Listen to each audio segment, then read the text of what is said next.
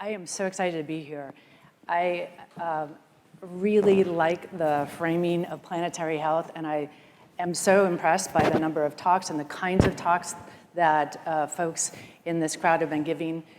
And I am really so grateful that there is a forum to begin to talk about how the kind of work that we do at the World Wildlife Fund connects or doesn't connect to human health and well-being at multiple scales, at the individual scale, at population scales, at the national scale. I think this is a conversation that has long been in the making, and now with the kind of crisis we're facing at a planetary scale, and in some cases in local scales as well, we have the opportunity to really come together and ask these questions, and questions we didn't even know we needed to answer even 15 years ago, at the intersection of climate and the loss and degradation of nature and and human health. So for those of you that don't know WWF, we are a large conservation organization. We work in 100 countries on the ground and in policy arenas and communicating globally. We have, overseeing the 100 countries is a general secretariat that's based out of Switzerland. I'm associated with that secretariat as the chief scientist. In that role, it is my responsibility to stay on top of the moving edge of science and make sure that I'm bringing the best available science back to the organization to apply it for the kind of outcomes we seek. And I'll talk a little bit today about how those outcomes have changed over time as the planet has become smaller and smaller and smaller, and how people have become a central part of the conservation mission, even though they weren't when we started out 50 years ago. So the title of my talk today is Evolving Science and Policy to Meet the Challenge of Planetary Health. It's really I'm gonna just quickly review what I find most exciting about the framing of planetary health, talk a little bit about conservation biology, conservation science and practice, how it's changed over the last 50 years, and why it actually pertains to a lot of the conversations that have been going on today and yesterday. And then I'm gonna talk about the policy arena and how equipped or ill-equipped, and you'll get that the answer is ill-equipped, the policy arena is to really take on the challenges that so many of you are addressing right now. And some of the things we're trying to do to address that, but of course we can't do it by ourselves. And that's part of the reason why I'm here, of course. And thank you so much for the invitation to have this conversation with you. So planetary health, it is the recognition that the disruption of Earth's natural systems represents an urgent threat to global human health, needing urgent focus and response at all scales. And so the key words here is it's a systems issue, it's systems approach that we need, that we have human health and natural and the health of nature all intertwined, and that it's systematically urgent that we deal with it and at all scales. And so the iteration that we go through across the planet and up and down through the scales, from the local scale to the global scale, at policy level, the science, really important that that iteration be much tighter than it's ever been so we can learn from what we're doing in different parts of the world.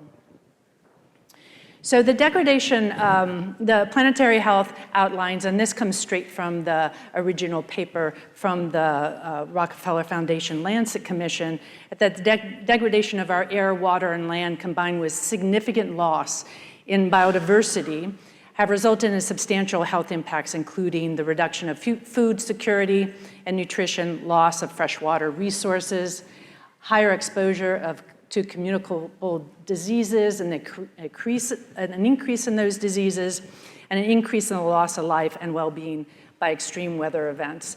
And so these graphs are all graphs that you all know very well.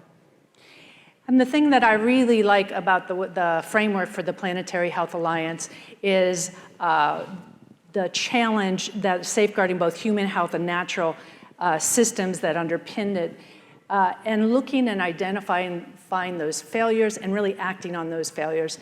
And those failures are three types: conceptual and empathy, and this is really the imagination. And this is a place where we all have to challenge ourselves and push ourselves way outside of our boxes, outside of our disciplines, outside of our geographies, outside of our cultures, to really think about how we can think about problems and solutions in the future very, very differently and approach them. I'm not gonna use the word disruption because although that's what I would mean, but we're here in Silicon Valley, where disruption means a very narrow thing. We are talking about disruption and systemic change in a much broader way. I also want to talk about some of the knowledge and some of the learning that needs to happen and the interdisciplinary learning. And that's an important part of the Planetary Health Alliance framework. And the last thing is the implementation. And I actually think some of the hardest bits of this is not what we as in the academic world, or we in science or in the social science have to do, but it's how do you actually take that into implementation?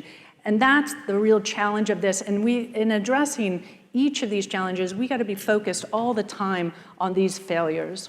And so what does conservation have to do with planetary health? I'll talk a little bit about its evolution. This is the evolution of the WWF logo. Not particularly relevant, except for the fact that I thought it was kind of a nice way to show that we're getting sharper and sharper and sharper over time about what our mission is all about. But at the same time, we're branding everything. So that branding may have to go to the side if we're really going to create a movement.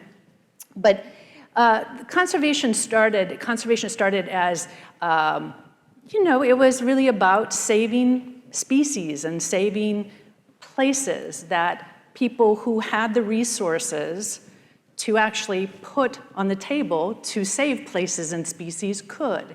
And so it was not a very balanced way of thinking about planetary health. In fact, you probably couldn't get as farther away from planetary health than the way conservation started.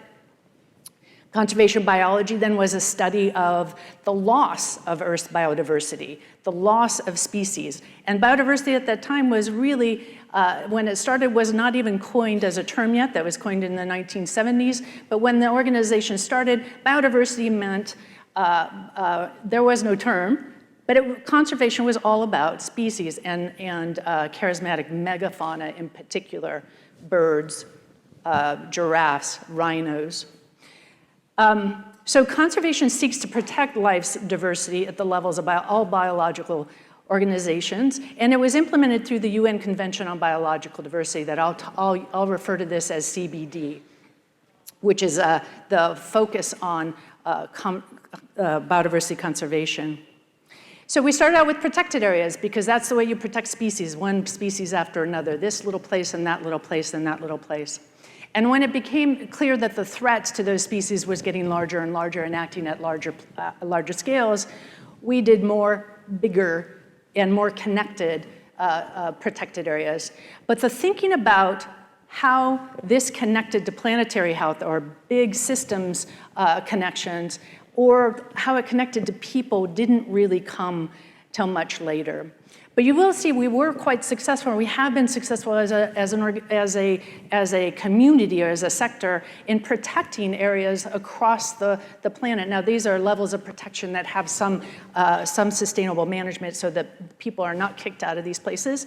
But it's 14.9%, actually almost 17% of the land area, 7.6% of the oceans, and 13.9% of rivers. So we have done a good job of protecting, but not enough if you really want to think about planetary health.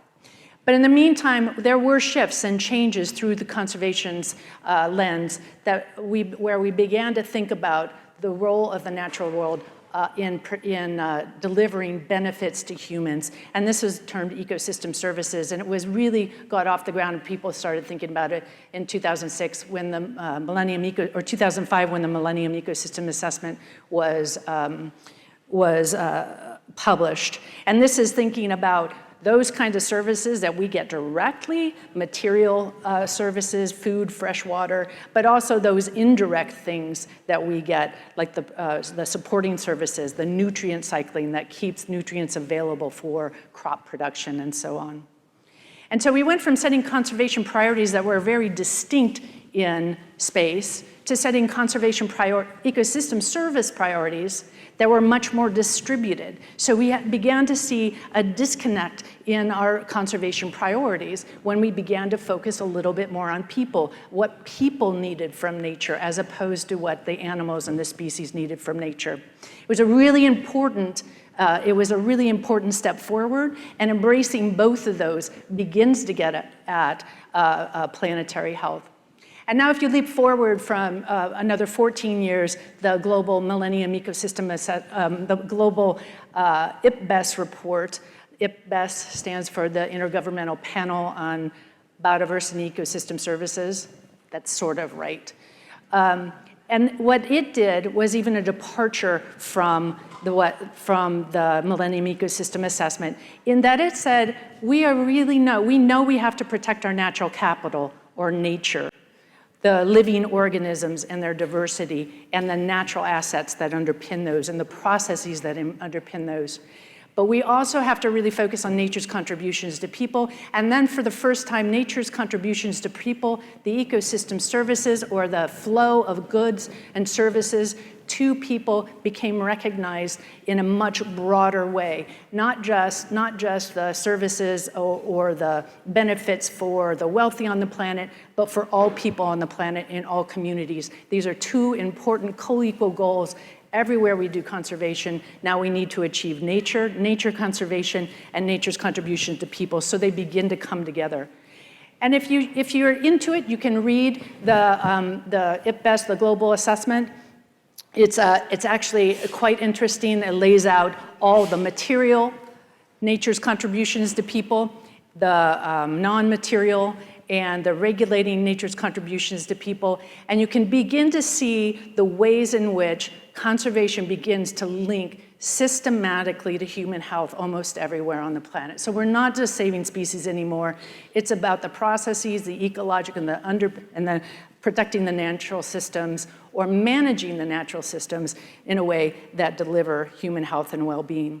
And this is actually a set of, this is some of the modeling that came out of the global assessment by folks here at the Natural Capital Project at Stanford University and the Woods Institute, showing that you can actually map on a bunch of graphs what the needs of people are for a particular service, and what the flow of those services are to people at every place on the planet, and begin to better understand how would you manage your natural capital, how do you manage the flow of services in order to make sure that human health and well-being is taken care of. That's an incredible advancement in the way we've been thinking about conservation. And this is a role of conservation that we're embracing wholeheartedly at this point. So natural capital. Now we're looking at conservation. It's both nature and nature's contributions to people. And then the IPBES report goes on to say, what's going on with nature and nature's contribution to people? Well, it turns out it's not all that rosy of a picture for terrestrial and freshwater ecosystems. Land use change, which will be talked about in the next session in FIRE, is the largest negative impact and systematic impact across the globe, is driven primarily by agricultural, forestry, and urbanization. You have marine ecosystems where direct exploitation, particularly from fisheries, is driving the decline of those resources. You have climate change, which poses a looming threat in the future, but is beginning to show itself as a really dire threat in communities across the globe. And you have drivers of change that speak to the scale of the transformation required. So here we go from conservation that focuses on species only in very small places, in places where people with privilege like to fish or to hunt, to places to the entire globe. And we're talking about not just the health of species, but the health of humans as well. So I'm going to skip this and just say that the IPBES report goes on and on and on about the decline of species, of natural capital, of the natural capital benefits and the flow to people. And another thing this report does that I think is really, really a departure that we need to pay attention to, that it begins to spell out that you don't actually have to protect places. There are a lot of places on the planet that are being protected extremely well, and we're not recognizing them, or we haven't recognized them fully at a global scale. And there are often lands and waters that are managed by indigenous and local communities that manage them for a full array of integrated outcomes in the way we need to be doing at a planetary scale. And the report calls says that the existing economic system has evolved over time due to human interventions, institutions, policy choices, and options. And it optimistically states that if that's the case, then we can be transformed just as it was created. And that's what this last piece of my talk is about, is really focusing on the policy and the science and the policy-science interface. So are we ready to take on this challenge at the global scale and down through the national, local scales on the policy level? In 2015 was a big advance for policy, for sustainable development, and for the environmental movement as the goals for the Convention on Biological Diversity were taken to underpin the Sustainable Development Agenda for the first time ever. This is the first time that the Sustainable Development Agenda had ever had environmental goals that were so explicitly tied to the health and welfare of people. That was a huge advancement in our thinking, and I want to say, put that up as a checkbox when you're thinking about planetary health and thinking outside of the box. The people who worked on the Sustainable Development Goals certainly were among those people.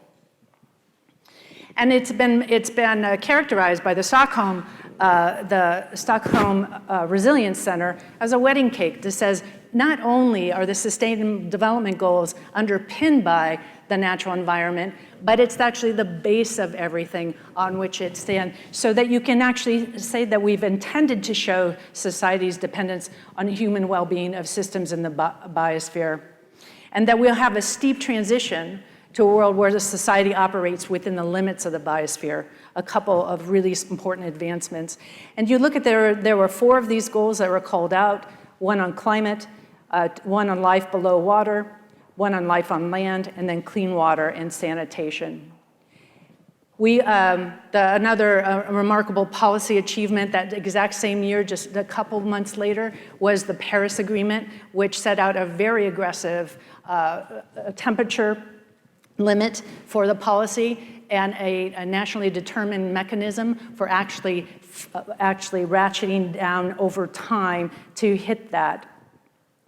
We also have then the Convention on Biological Diversity, the Aichi targets from 2010 to 2020. So in 2015, when this was put in place, they just grabbed those targets, put them under the Sustainable Development Goals, and then said, we're good to go. Turns out we weren't so good to go. And those targets actually need a lot of work in order to truly underpin human health and well-being. And that opportunity is coming up in Kunming, China in 2020 for the Convention on Biological Diversity. There's a whole range of targets.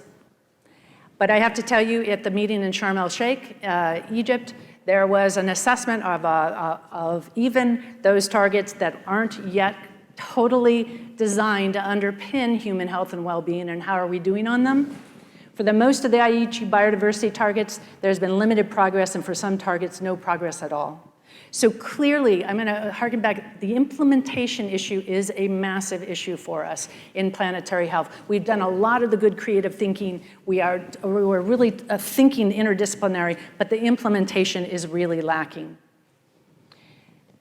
So much so is it lacking that a lot of people are proposing that we take the same Aichi targets and just paste them on to the next decade.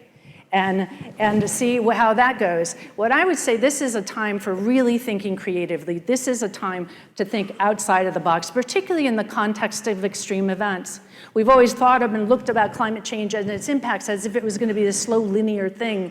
And we're now seeing with the fires that are breaking out and other extreme events, that this is not the case at all. The real change, the real disruption to a lot of human health systems is going to be through these extreme events. So thinking creatively about how we build resilience through these policy mechanisms is going to be important, and doing so in a way that actually pays attention, identifies and sets targets and pays attention to these planetary boundaries.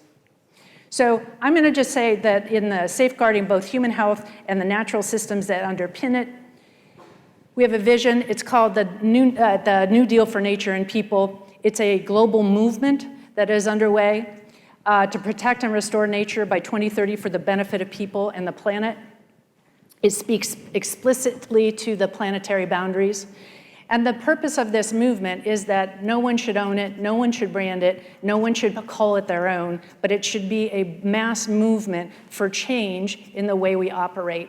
A lot of creative thinking needs to be brought to the table.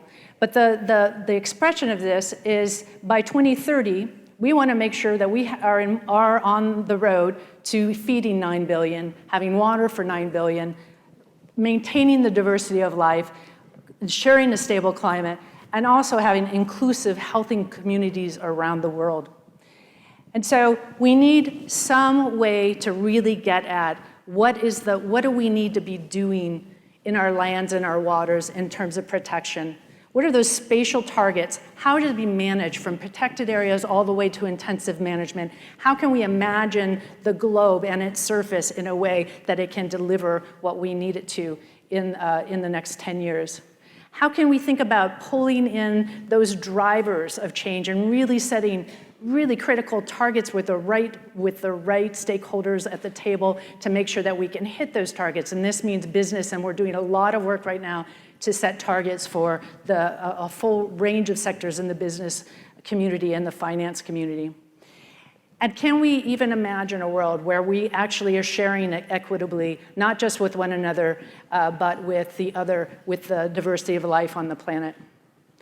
And so we are beginning to think systematically about how you bring the UNCCC or the Paris Agreement together with CBD, together with the Sustainable Development Goals, as we look at those targets, making sure they're all pointing in the same direction, all with the same kind of goal, all with the goal of planetary health, and with the health and well-being of people at the center.